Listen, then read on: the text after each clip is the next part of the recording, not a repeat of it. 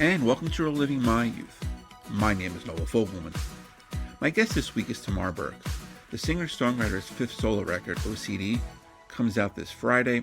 It is absolutely fantastic. We discussed the album, as well as her condition. I discovered Tamar back in the late 90s with her band Starball. Once they broke up, Tamar was in a bunch of other bands/projects, but she didn't release her first solo record until 2021's The Restless Dreams of Youth. Since then, it's been an album a year for Tamar. We discussed that. And Tamar's an independent artist, so we discussed the challenges that go into being an independent artist. Everything she does is DIY, including her very entertaining videos. I really enjoyed my conversation with Tamar, and I hope you do as well.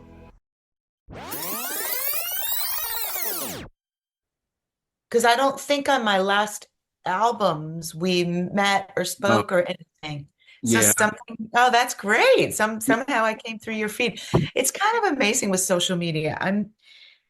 It fascinates me because I spend so much time promoting my stuff, and inevitably somebody will email me and like, I didn't know you had an album out. I'm like, dude, I'm like posting every freaking day. Yeah, and you are like, like relentless on there.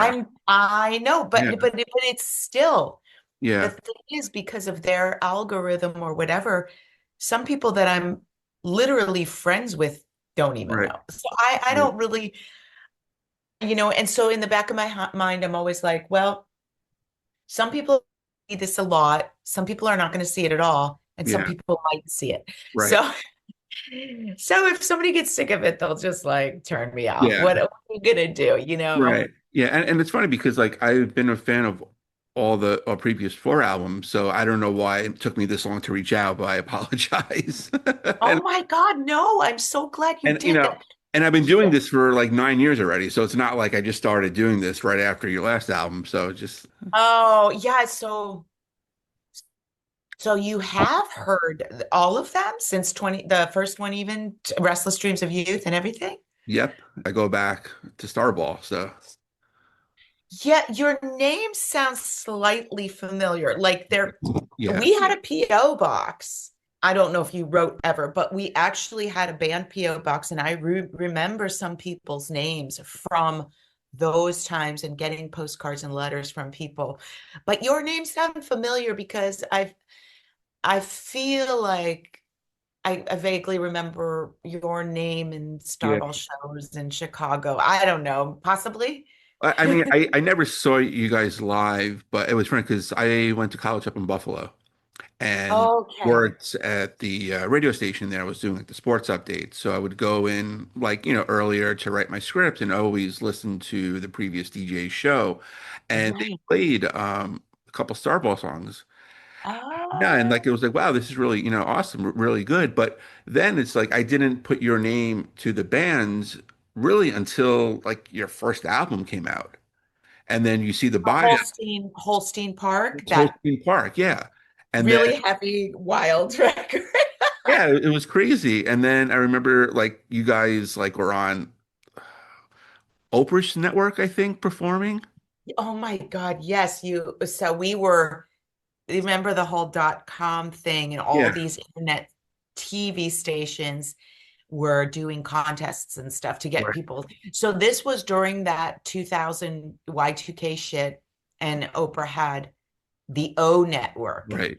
And they were doing this band contest, and we entered, and we were flown to New York and everything. Yes. Right. And you guys played, I think you played Two Car, I think, right? We did. Yeah. We did.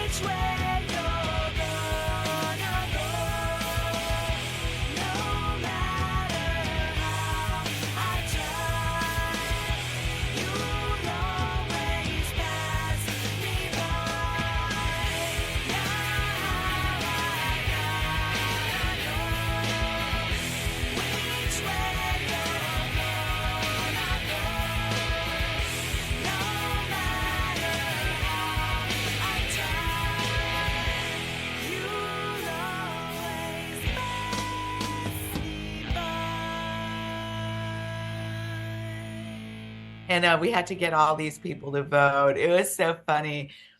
Yeah, yeah, that was a wild times for sure. And that was near the end of Starball. Like Right. that was close to the end. I did put out Superfans after that, but that was a really long period of time during which Jody left. I added more, I guess you could call them solo songs, in which I started to play more of the instruments Right.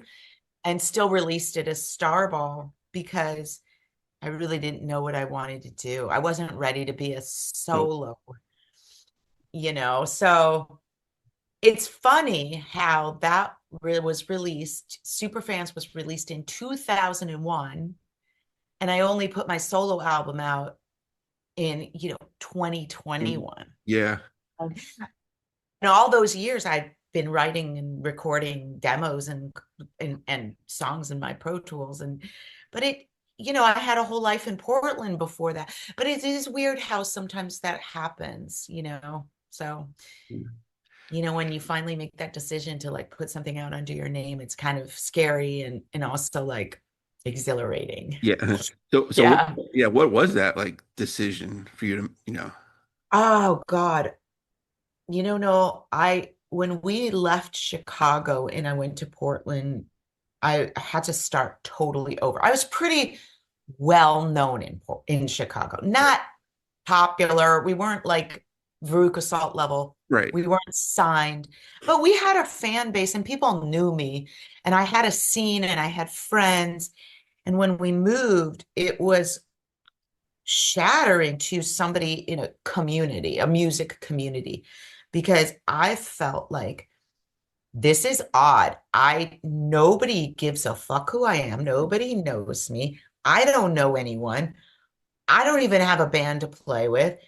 I was so depressed and um therefore started writing more, which is great because I have a lot of demos from that time, but I Right. didn't do anything with them. And I said, well, the only way I'm going to act people was through two avenues.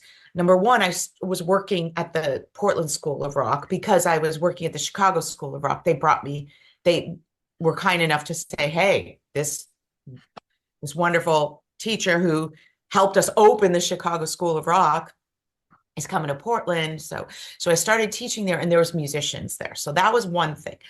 But playing, I had to go on Craigslist.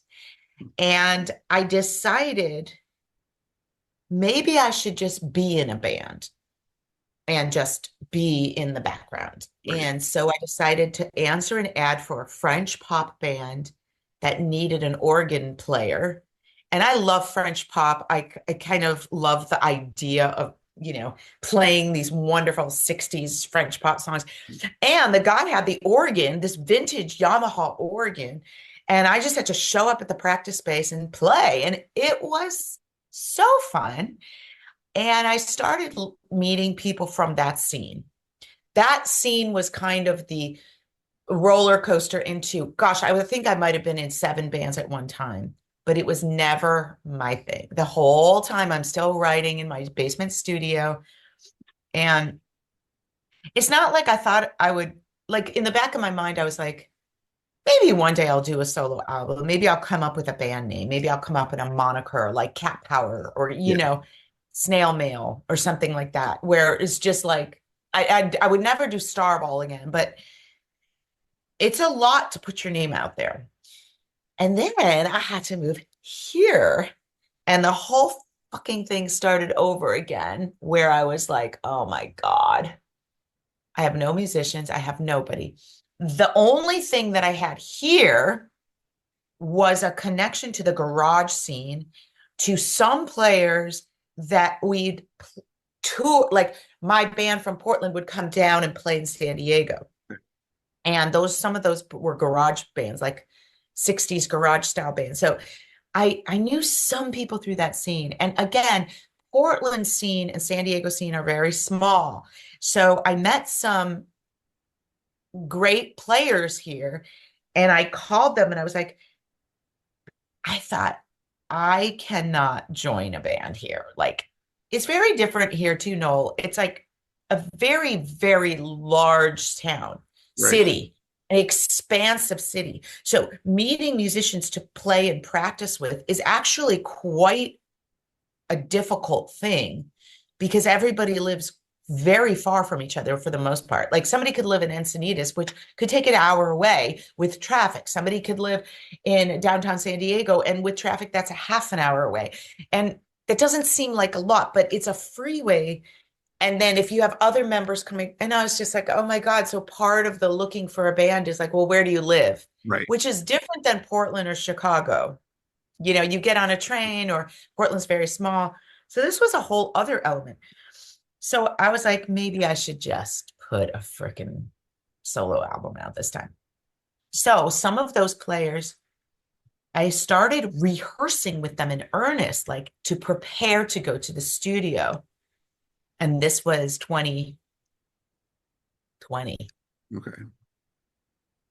So then guess what happened on March 13th, 2020? Great timing. And I was like, motherfucker of all things. And I was like, the songs were sounding good. I was getting excited. We were like working through them like the way a band does in preparing for recording. And I was so upset. I was just like, oh. And then my friend, Matt Thompson, who worked with me on a rock opera in Portland, I know we have a rock opera, by the way. I released a rock opera. Well, it makes sense with the shirt you're wearing, so I know, right? yeah. And he said, you know, a lot of musicians, Tamar, and a lot of them have studios. I'm like, I actually could contact Matt Walker because he's like a pro. And the reason I know Matt Walker is because we were in this advertising music collective where we were composing for TV and film together. And we were working together for a long time in Chicago. And he's got to be off tour. He can't be touring now. So I called him, and it was kind of the beginning of our wonderful musical relationship because without him, I couldn't do any of this because he and I are very similar in our obsessive way that we work. And he's so professional and he has such great sounds on his drums. So in my mind, when you have a drummer, you can create songs. I mean, yeah, sure. I can like MIDI up my drums and Yeah. fake it and spend a lot of time faking drums. It's not the same for me. It's just not. So Matt for it. And then I pulled in the lead guitar player that I had been rehearsing with. I played bass on a lot of the songs on the first album. I play all the synth and all the keyboard. So I always do that. Played some lead guitar, all the vocals, all the rhythm guitars, and the album was released to great interest, which was wild because Noel, like at that point, remember the kind of the world of music and how you promote music totally changed. Right. Was just a thing. My kid at the time was showing me Spotify and making playlists. And I'm like, what is this? She's like, we need to buy it because I'm sick of listening to the ads. And I'm like, what is Spotify? She's like, well, instead of Apple now, instead of iTunes, people are doing the Spotify thing. And that's when I was like, oh my God, how am I going to learn how to promote myself now? This is a whole new thing. And then going through CD Baby, which is a distributor for independent musicians. There's a bunch of them now. There's Distro Kid and TuneCore. I don't even know. But CD Baby was born out of Portland, Oregon. So I was used to that, hearing that name. And they were like, yeah, well, we're going to distribute to all these like Deezer and Tidal. And I was like, you laugh now, and I laugh now, but I was like, who are like, where am I going? What am I doing? And I didn't think about vinyl, didn't think about CDs at all. I was just putting it out. And then people were like, are you going to make a record, like an actual vinyl and CD? And I'm like, I could look into it. I haven't. Yeah. I did that with a rock opera. We used a different company, And then and that's the beginning. That was the beginning. And then I realized with Matt, if he was available, I was going to keep writing because I had a lot to say. And a lot happened in our lives since moving here. So it just hasn't stopped. And I'm, with my OCD, you can see why I keep putting things out. I can't stop. And my brain is like on a, mission. And I don't know what will come next, but that's kind of the story of the solo album things. Things have expanded a lot of different players and me trying a lot of new methods and new sounds, new pedals. I've always worked with Matt. He's been on every album. He's the only one. Right. Sean O'Keefe, who's mixed Plain White Tees and Beach Bunny, a lot of Chicago bands, Motion City Soundtrack, that suburban kids from the Chicago suburbs who were very big. They had that song. You probably have heard of them. They were very big, and he's an amazing mixer and had some different masters, but those are the key, I feel like. And Matt Thompson, who's the one who came up with the whole idea to call Matt. So it's kind of the key group for me. And then I find different musicians to play different things if I can't handle like a lead guitar line or something. Yeah. Right. Yeah. So sorry, I talked for a long time there. No, it's quite all right. So yeah, so it's like 1 year since 2001, 2021. So you got catch up to to do from 2001. Restless Dreams of Youth, great debut album. Obviously, people who are Rush fans know the song, from Subdivisions. I know. The Line, which fantastic band, fantastic song. Is that your favorite Rush song? Yeah. I have a few others, but like the thing about that song is just, I grew up in the Cleveland suburbs of Cleveland, and I was as restless and as wild as can be, and I wanted to get the fuck out of there so bad. I was a classical ballerina, and so I would leave school early at like 1:30. I also graduated high school early. Like that's how bad I wanted to get out. I graduated early, was going downtown to dance with the Cleveland Ballet. And there was nothing in me that would ever want to stay in a suburb. Like I felt like it was death. And I felt so connected to that song, and the video. And it's just such a great, plus the riff and the keyboard riff and the drums and the Restless Dreams of Youth in context of the Rush song in the chorus was, the youth are restless and they have dreams.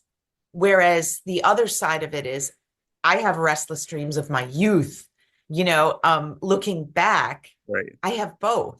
I was restless in my youth and I just love lyric lines like that. It's my goal always to try to find the most perfect line that can be interpreted in many different ways. I really highly respect like lyrics are so important to me, and I really like work hard at them.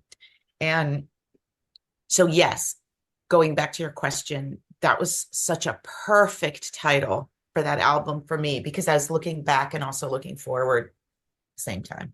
Yeah. Yeah. Shadow Clues, I think, is not only my favorite song on that album, it's my favorite song by you still. Oh, such a fantastic song. Thank you. Yeah. What's the background behind that one?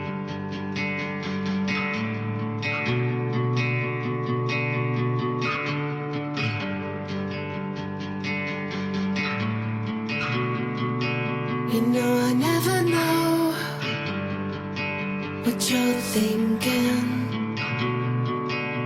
I can stare at you all evening, because all that you learned was a solid stare and a stiff upper lip and a handshake grip and a deadpan expression at the frigid touch, unresponsive to the needles that stab you so much.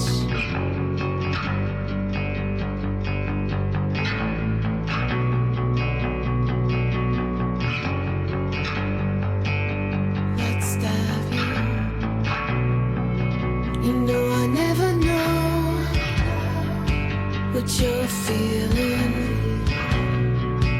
Look for the shadow clues on the ceiling, because all that you learned was a solid stare and a stiff upper lip and a handshake grip and a deadpan expression and a frigid touch, unresponsive to the needles that stab you so much.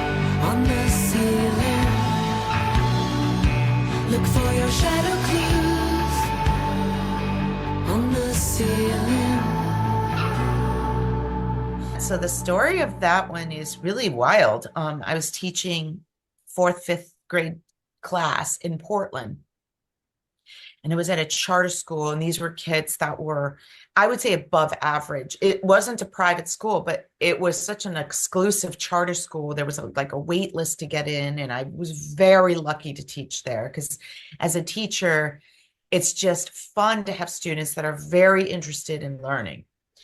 And we were studying, it was a project-based school, so we were studying photography and film. And I wanted to go back to the kind of the invention of the first camera, which was the pinhole camera. Right. And it all goes back to the Greeks. So I started like looking into it, and I wanted to do a really good job for these kids to like introduce the kids to Greek inventors and philosophers, because, it's such a basis for our language, it's a basis for literature, it's a basis for everything. And I think the kids should just, touching upon it a little in fourth and fifth grade without getting too deep. So I was picking some of the philosophers that were famous and the inventors that were famous, and we were talking about Socrates, and we were talking about the story of the cave allegory. Not even sure if that's Socrates. Yeah, the cave allegory. But I got to look to see if that's Socrates or another Greek philosopher. But the cave allegory, which they loved because I found this animated story about it, is how that people who are in a cave, let's tied up or chained up or shackled, only see the shadows of things happening outside the cave, would create a reality in their own head about what was real and what was not, and what's to say that the shadows weren't real. And that was interesting thought, that like what we perceive as real could just be an illusion or nothing based in any reality, and how we perceive things. And I started thinking of the word shadow clues, and I was like, that's a very cool thing, because some of the time when you're in a relationship, I guess one of my themes is communication. Right. And of so many of my songs, and it's very revealing because I see that now. Men and communicate very differently. And in a partnership with a kind of a strong side, a woman or whoever they're with needs to do a lot of interpreting of what they're feeling. And I started thinking about that story of the cave allegory and interpreting shadows, and how sometimes you can be in a room with somebody and we were in bed, and you see shadows on walls, and you look at the shapes of the shadows and you wonder, could I get what that person is feeling and thinking just by the shadows that they make? And I just sat down. I'm not even kidding. I sat down after work when I was exhausted, but I just started that riff on my acoustic guitar, just kind of going up and down. And, the first line came out, I never know what you're thinking. I could stare at you all evening. And it's very much about my partner, men, women, communication, and shadow clues. So thank you for asking about that. It's a really, really special song to me too, because I knew it had something, and I had released it privately on my small YouTube, but I didn't have a second verse to it. It was just like one verse, and I put a little animation behind it and posted it on YouTube. And I always felt like there was something there. And then I brought it back to life when I started thinking about the solo album. Yeah. No, yeah, I'm glad you did, because it's absolutely fantastic. Uh, Thank you. yeah, being a teacher, did your kids know your, like, not secret identity, but your other identity, so to speak? Portland, they did. Okay. When I moved here, it took me kind of a bit to get a teaching job. Mhm. And when I did, it was just a much different group of kids. And I didn't feel like it would be an asset for me. I felt like it would be the opposite. So I just kept my private life very private. It was just a choice. But the kids in Portland loved it. They would think they had a rock star teacher. It was really cool. And I was playing a lot more then. I was literally out, and some of their parents would even come and watch me. So it was just a different thing. Yeah. Yeah. So you weren't playing Starball songs with them or anything like that. Yeah. Not at all. Right. So does your, like, songwriting process, does that change from, like, when you were in Starball to, like, now, or each album? Is it pretty consistent? So it's a really good question.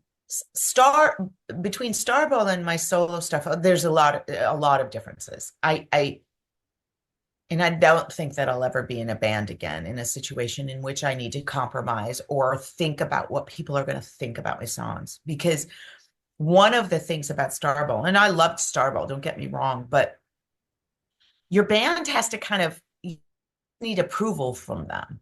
So you come in with a song to a band, and your band has to like it. And you could present 3 songs and they're like, I don't want to play that one, or that one's too poppy, or that one's too slow, let's do this. And I get it. They have to play. They're getting playing your song. So I understand that. That's one side of that. The other side of it is when I would bring my songs to the band, and it was kind of like a Pete Townsend situation. I would record them all on my 4-track demos or my 8-track demos and present them with their parts for the most part. Bass playing, harmonies. Sometimes I play drums on the demos too. So some of the time, for a while, that was great for the band, because they were like, oh, great, we'll just learn this. Right.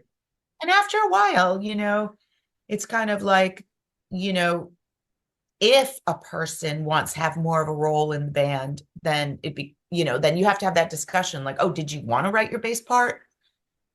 Did you want to write your part? And a lot of times things changed anyway and evolve when you have different people in the band, because they have their own styles, and those styles add to the sound of the band.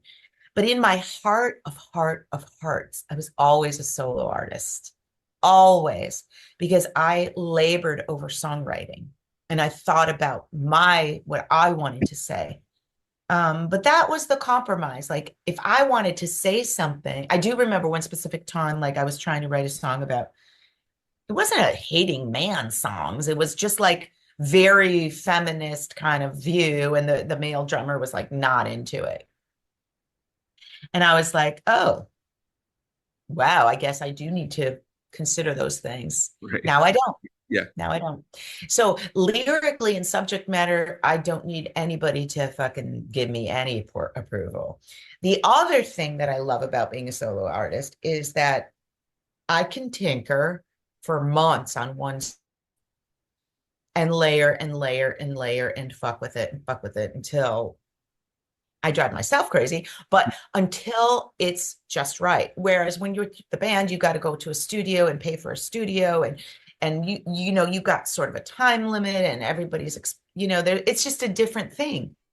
I make my own rules, so it's nice. I can follow them, and the songwriting process is different too because I don't need to present a fully formed song to anybody. What I'll do usually, unless I'm looking for an old song in my demos, is record a verse and a chorus on my phone. And I'll live with it for a while. And I'm like, oh, that's kind of cool. I'm going to flush that out. I'm going to look at that. And then if I like it and it sticks with me and it has like legs, I will then putting it in Pro Tools and start working on it. And then looking at old demos and popping in an old 4-track tape, relearning it, reworking it. So that's how things work. And then songwriting process, I imagine I remember wanting to put more synths in some songs back in the day, and people didn't want that. Like it was a big deal when you like put an organ. Like I remember we had an organ in one of the songs on Holstein Park, and it was like a conversation. Whereas now I'm like, I'm just going to put whatever the heck I want on it. Yeah, what I'm hearing in my head is what I want to hear recorded. So there is a big difference. It's a big difference. And, there was an energy to the band and to the band sound, and it's different than the solo sound. And that's how it should be. Because you do it's more collaborative. And in some ways, some things may come across even better. I don't know. I prefer being solo. Yeah. Well, I mean, that's why so many singers go off on their own. They want to like Sting is completely different than the Police, and then let's say Phil Collins of all different than Janet or Peter Gabriel. It's all different because why would you just become a solo artist and play basically the same style as your band because you can just stay in the band. Right. And and that's hard to for somebody like say like the Killers, like Brandon Flowers.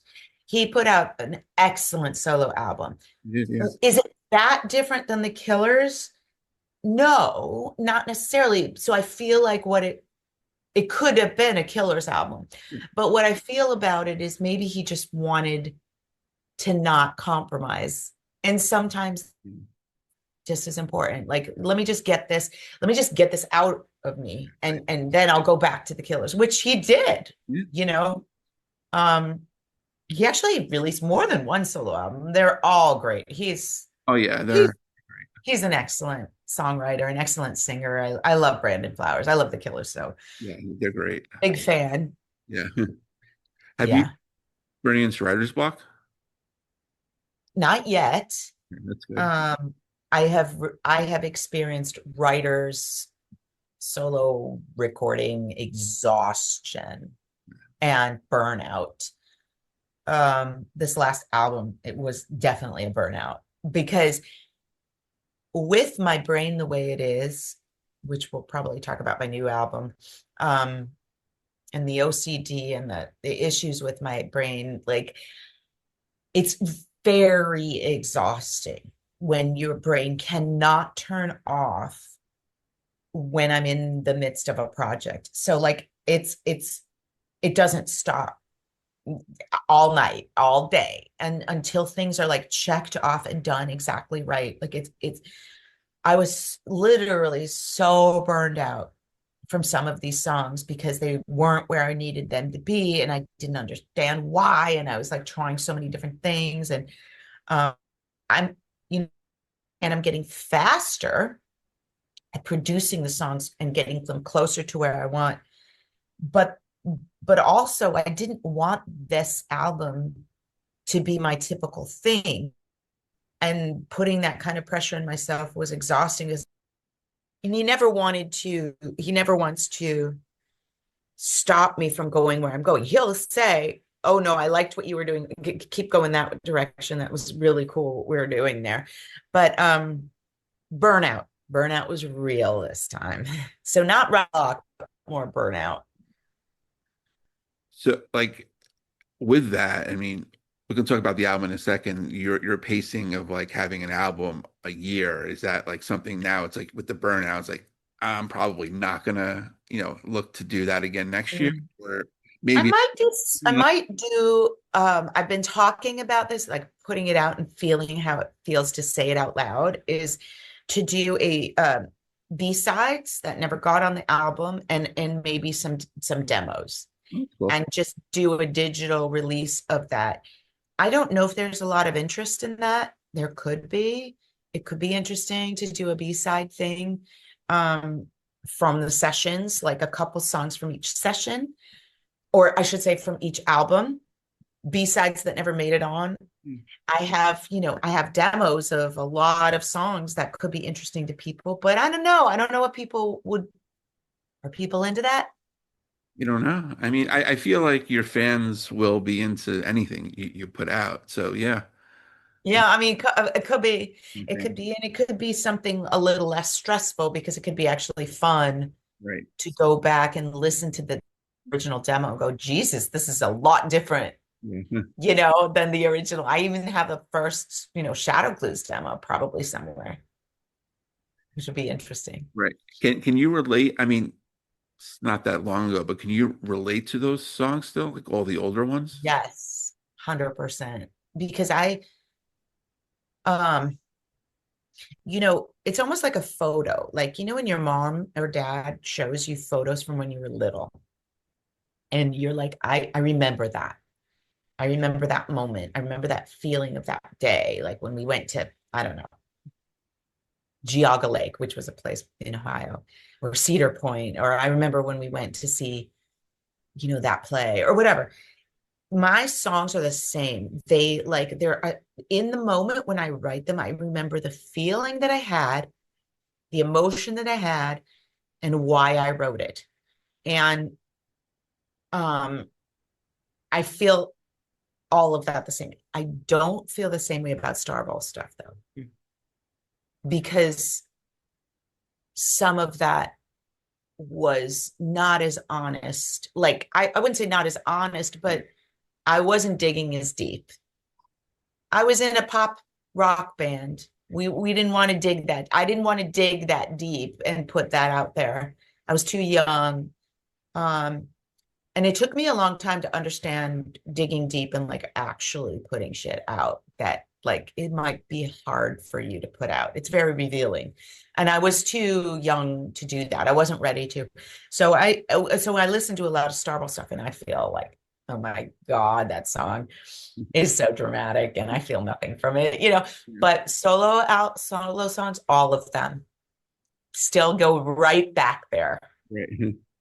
Yeah, and I know you mentioned like subdivisions before, but what was like the first song, not of yours, that you kind of was like drawn to and you can like really connect like emotionally? Oh, probably Bowie.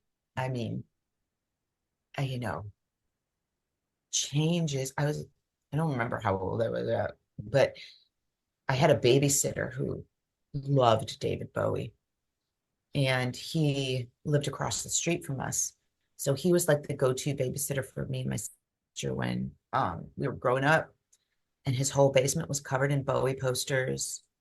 And I didn't understand who this creature was. He was in his full-on Ziggy Stardust era. At some point, I was very little. I literally just remember this feeling. And then he would be playing Bowie, and like whether it was probably Changes made a huge impact on me as a little kid.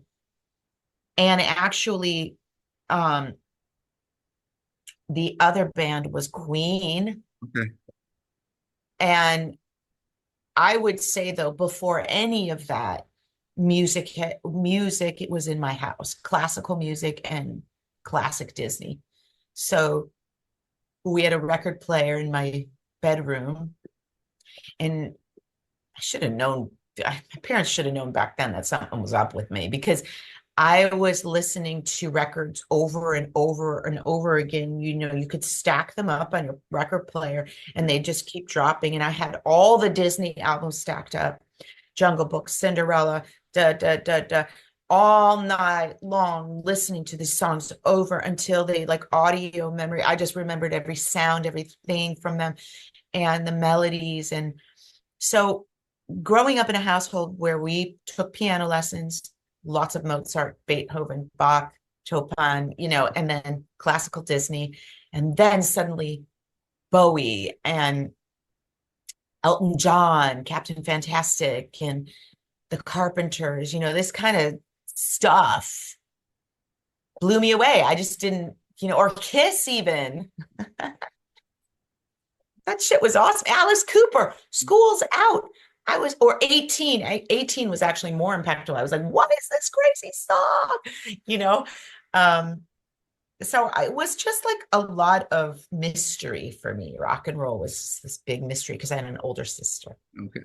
And the older babysitter. And thankfully, those in my world showed me that stuff and like made me understand there's something more. But later, the question about why did I even want to do music personally, well, I bought my first acoustic guitar and was writing stuff like Edie Brickell for a really long time. Loved Edie Brickell, loved Suzanne Vega, really loved songwriting. It came very easy for me. This was before Chicago, but when I got to Chicago, the biggest impact on me was Liz Phair and Exile in Guyville. I heard that record and I was like, what am I listening to right now? Like, this is what I'm feeling in every bone in my body, which a lot of people did at the time, like a lot of women. And I was like, I can do this.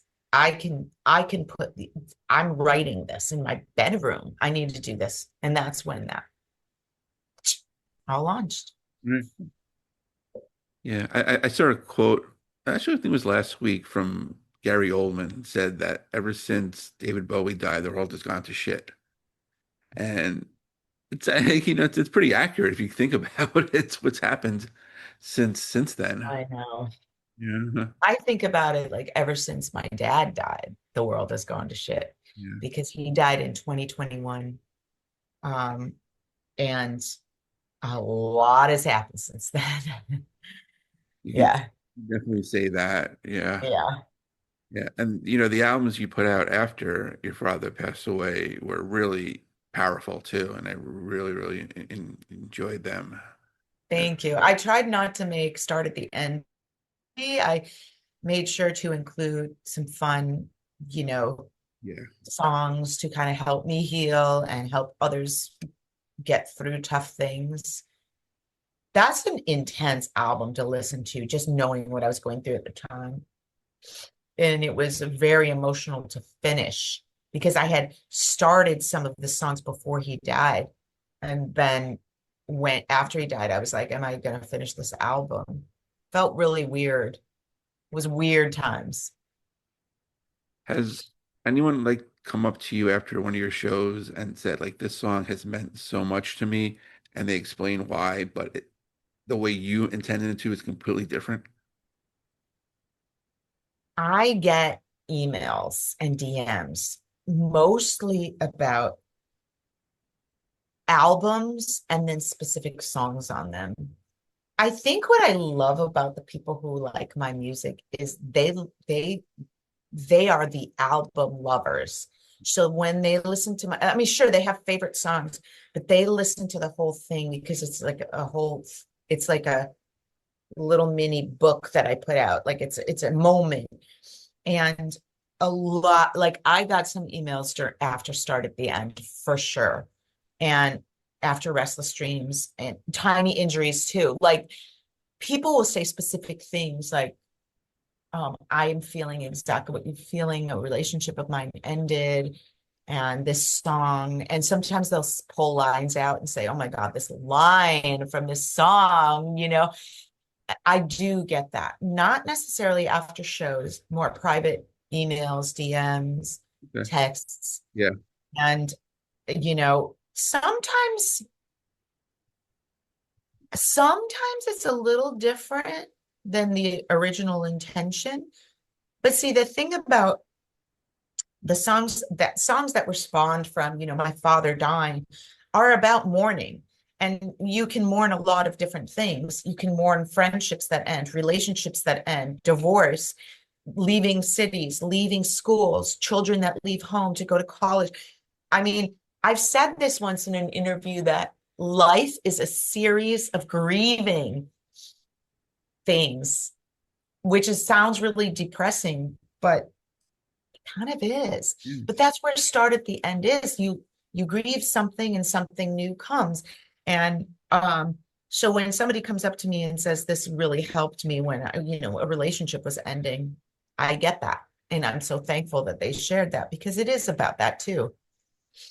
Right. And being an independent artist, like a true independent artist, everything is DIY with that. Yes. How exhausting is that? And like, was there ever a time where you had a chance to sign with like a record company? So the exhaustion just comes from a couple things. The expense is exhausting. It's on the one hand, you don't have this pool of money that you'll eventually have to pay back. Sure. And I like that. Like I just need to pay my credit cards bills are high. But I don't know, there's been labels that have come and gone, but I will tell you this. If it was because I'm so bullheaded, bulldog, whatever you want to say, if I really deep down wanted to sign with somebody, that would have been my intention from the beginning, and that's would have been my goal. And I would have been. I just think in my heart of hearts, I really don't want somebody else telling me when I need to put things out, what I need to look like. Not that an indie label would, but definitely about deadlines, about videos, about budget, about timing, about singles. It's kind of like, I don't want that. I love asking people their opinion, and I'll ask my most trusted confidants, like, do you think this should be the single? What do you think of this? Do you like this part? Do you like this video? What do you think? Why is it boring right here? I'll ask my trusted people, but a record label, their intention is to make money first. And so it's not a true creative and artistic endeavor. And I think at the end of the day, I'm just much more satisfied with doing it myself. And also, on the one hand, I would love to be in record stores across the United States. Like my dream would actually just be to get a distribution deal and be able to ship my records to a distributor and have them put them out. But I don't think I'm selling enough for a distributor to be that interested. And they're not going to store my records. They're not going to make $100,000 off of me. So, and I would love to go on tour. So those two things, and in those respects, it would be nice. And have let's say Matador called me. I would say yes, in a heartbeat. I think they're the best indie label, but they never have. So I just keep going. You keep going, and you also put out amazing videos as well. Right. Yeah. The impressions video I really enjoyed. That was which one? Good impressions one.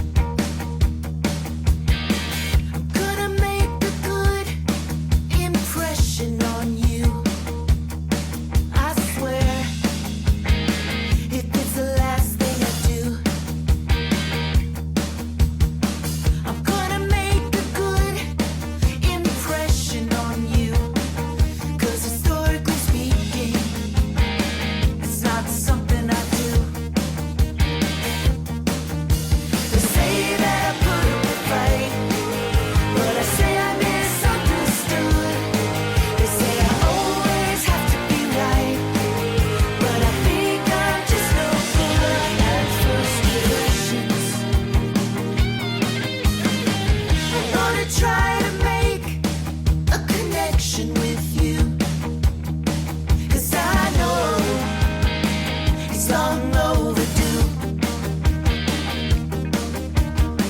And I think I might just mention to you that I know that up till now it's been a real issue.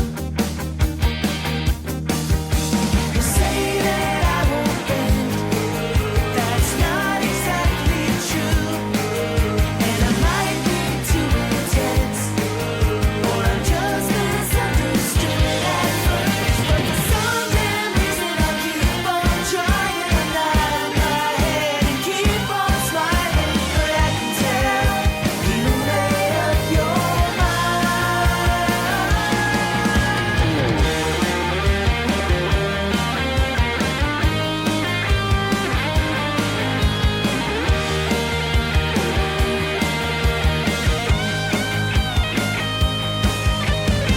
I'm gonna make some kind of impression on you. I'm not sure what, but I'll get back to you. You say I'm never satisfied, but I know I'm misunderstood. And I'll never ever start a fight, but I will if I think I should. 'Cause maybe I just don't care. And why am I even here? So I think I'll just walk away, 'cause I got better things to do anyway. And make a good impression. Make a good impression. Make a good impression. Make a good impression. Oh God, I was stuck with ideas, but I thought I thought it would be fun for my people who actually like me. I hate the weird fans is a weird word, but the people who like me, I thought it would be funny to like throw them off a little bit and not be so sad girl. And I thought I do have a sense of humor, and the song has a sense of humor. And I also thought, it's a fun kind of dance song, kind of dancey, like 80s Cars type song. Yeah. And so I thought it would be funny to do something like that. And the concept worked. It's very DIY. Yeah. If I would have had somebody actually film it instead of myself, it probably would have looked better. But I really had fun with it. And the homage to the 20-minute workout, which was like a big deal back in when I remember my sisters watching that. Right, yeah. It was so weird, such a weird thing that would happen after school in between like General Hospital when my sisters were watching like the soap operas. And then you'd see these girls just like bending down. It was very sexual for like a tiny kid to be like looking at. And I thought it was, but at the same time, like you wanted to be these girls. Right. These, I don't know why, but this is what society does. And so I thought it would be fun to do like a little homage to the 20-minute workout. Yeah. Yeah, because I think my mom had a ton of those VHS tapes. And then you Oh God, right? Or the Jane Fonda or something. Exactly. Then Yeah. what was it, the 8-minute abs, 7-minute abs, whatever it was, and the thigh, 100%. all those fun. Yeah. But your new album, it's coming out September 5th, OCD, and once again, thank you for letting me listen to it because it's fantastic. Stay Close By, which is absolutely amazing. I don't know why I can't reply on time or can't make up my mind. I'm always one step behind.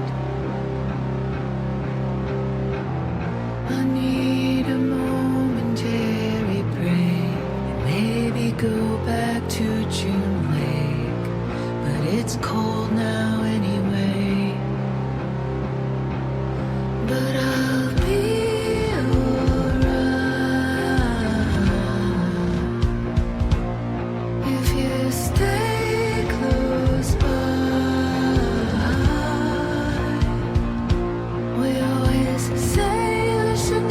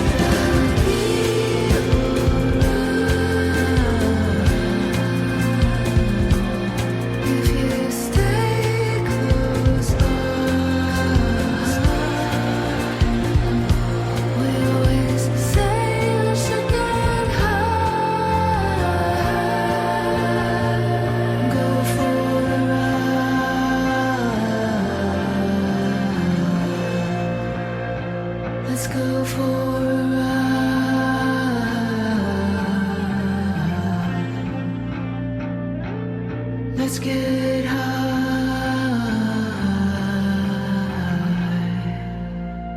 When did you realize that you had OCD?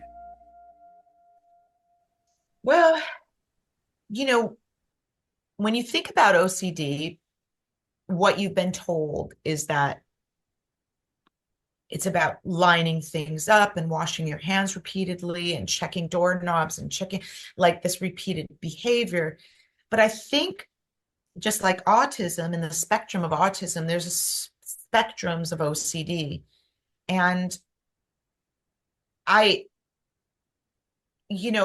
started realizing how obsessive my thoughts were as I've been getting, because I realized, my husband was always just like, you keep, you told me that like 10 times, or you've said that so many times, or you keep saying what you're that worry about this so many times. And and over the years, that kind of thing was just coming back and all the time. And I said, well, this is what my head does. Like, I'm having these conversations in my head that go in spirals constantly, saying what I need to do, repeating these thoughts and ideas and conversations and worries and anxieties, and they just don't stop. And I remember one day my husband was just like, I'm so sorry for you. And I'm like, what do you mean? He's like, your poor head. And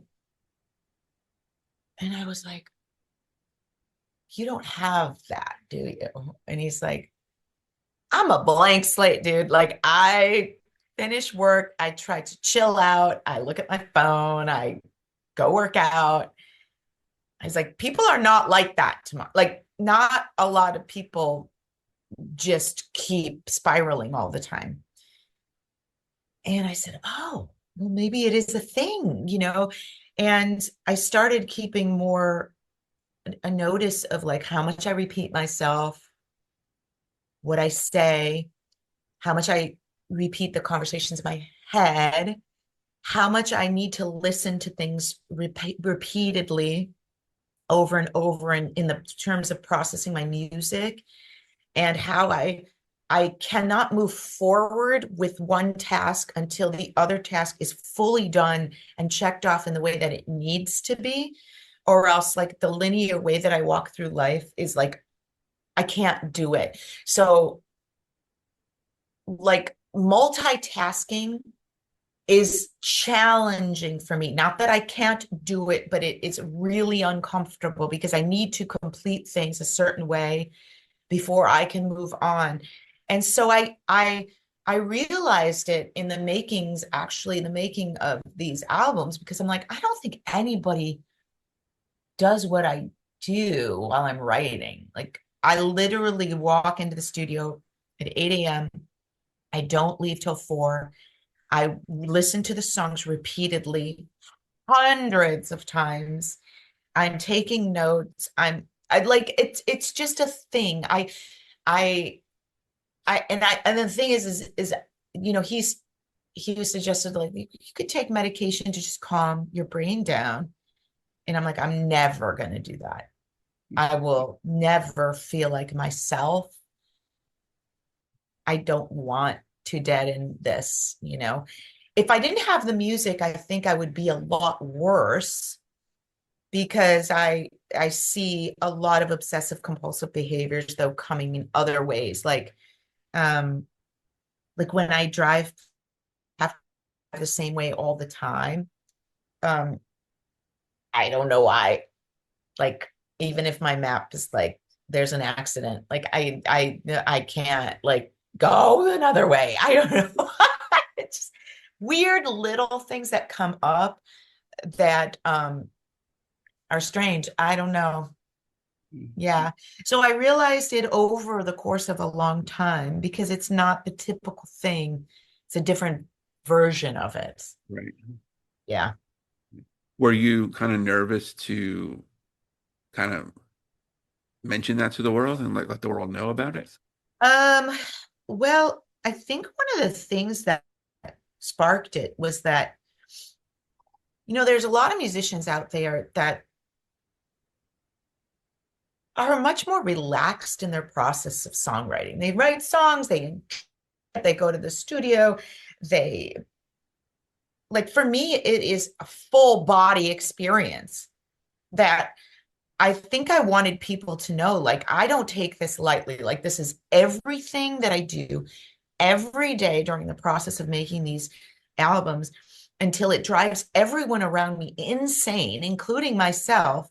And it's in some ways really painful, but also really enjoyable. But I don't think Joe Schmo, average songwriter who puts out could be great songs, does it the same way. And I think I wanted my listeners to know, or my fans, I guess you could call them, to realize that, like, I care a lot about what I put out in the world. And I want you to know that when I'm sharing this, um, you know, it is everything in me to do this. And I want you to hear that and love that and appreciate that it's not just a fly by night kind of thing, you know. Because a lot of people, they'll put out an album and then 4 years later they'll put out another one. There's nothing wrong with that at all. But I can't. Right. I just can't. It's like so it was an interesting decision to make. I think I just started writing the song and didn't know if I was going to put it on the album. And then let alone title the album that. No, I was just like, ooh. But that came later when I could not think of the correct title.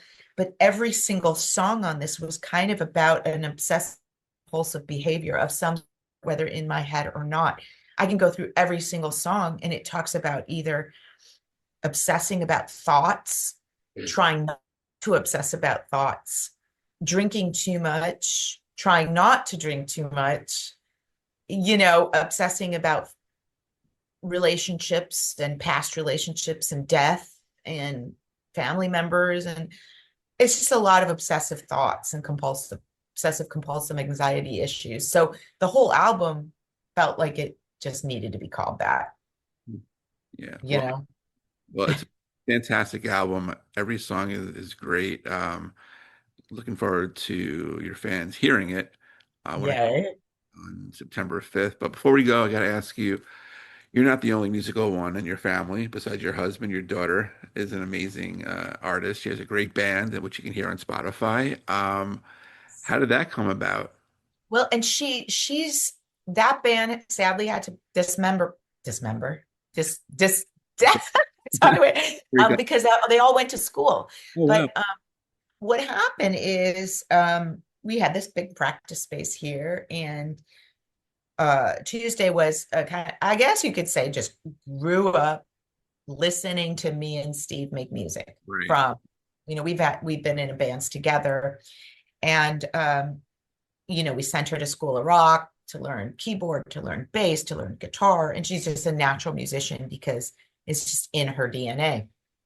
And I think when she got here and she went to San Diego School of Performance Arts, she started meeting people and wanted to start a band. And because we had the practice space, and she was going to the School of Rock here in San Diego too, just naturally met members there and started doing that. And what happened is we got her to record with one of the best engineers and mixers in town here at Singing Serpent, in a great studio here. And the mixes sounded so freaking good. And I was just like, hey, you know what? I'm just going to send this to my friend over at Kill Rock Stars, a great record label, and say, hey, these are the masters of this album. These kids are like still in high school. It's a great record. My kid can write a freaking great song. And they're like, ooh, we want to put this out. And then it just was crazy.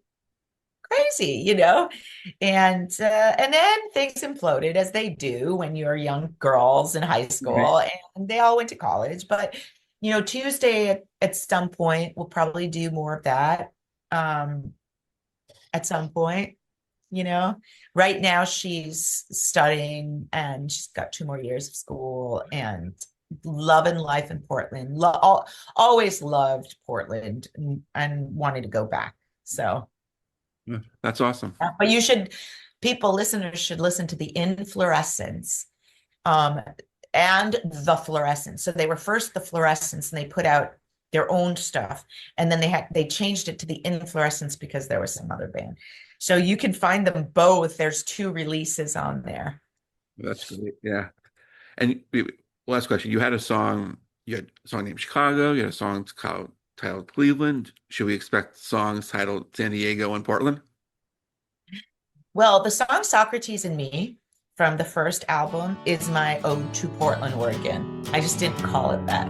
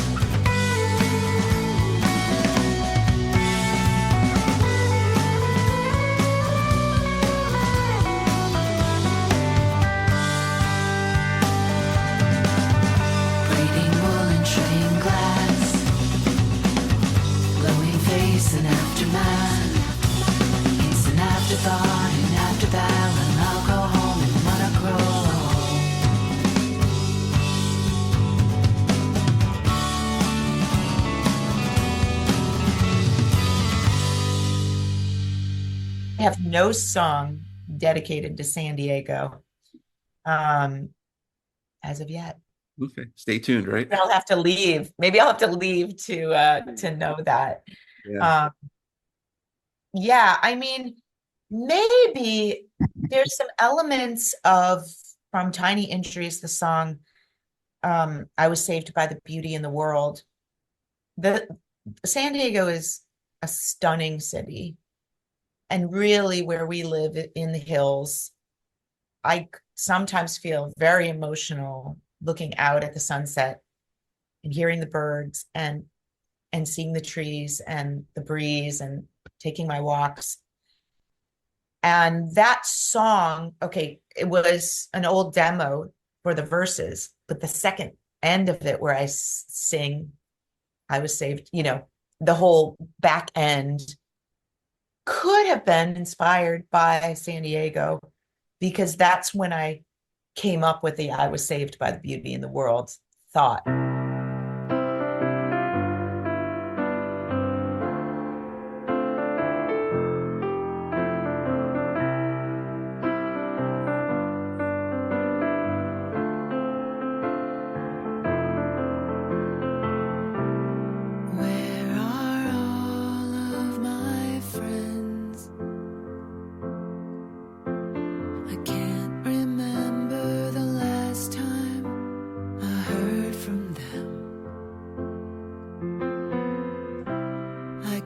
It's my own fault for being out of touch, but I never asked for much. I used to know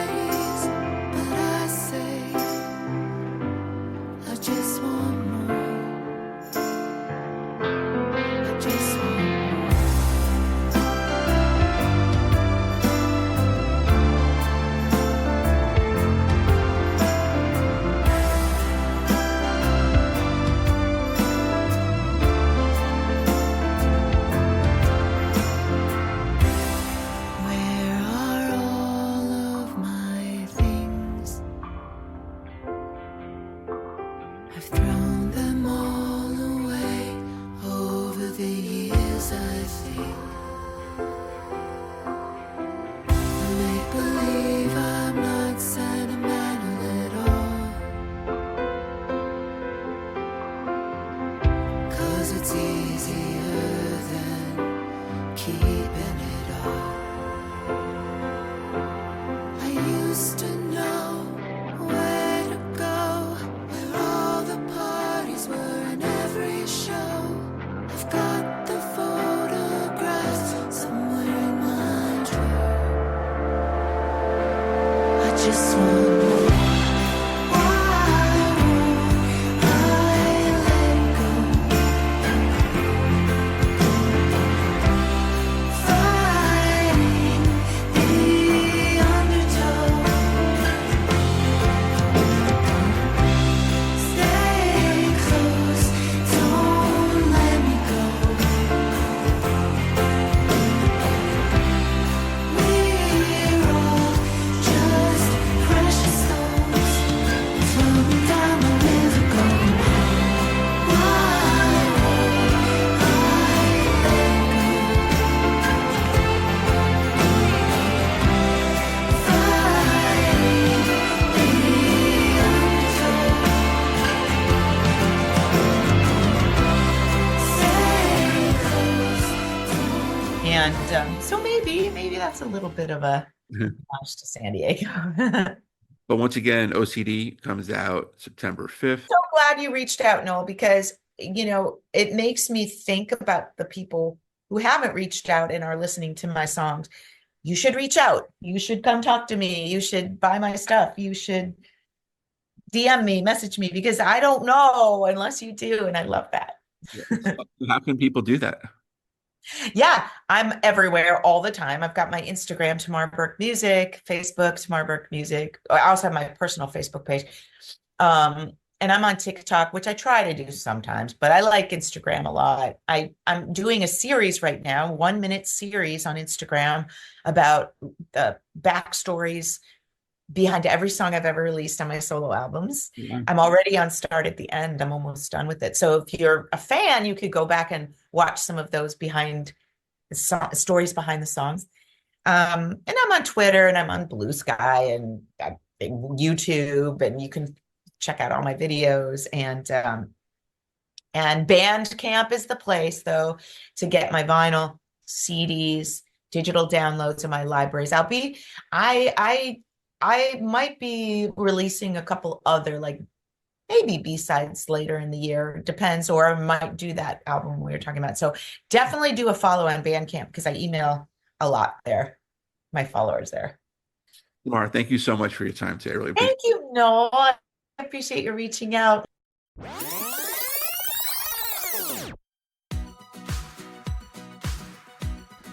And a special thanks to Tamar for joining me today. Go check out OCD. It comes out this Friday. It'll be on all the streaming sites, as well as her previous solo albums.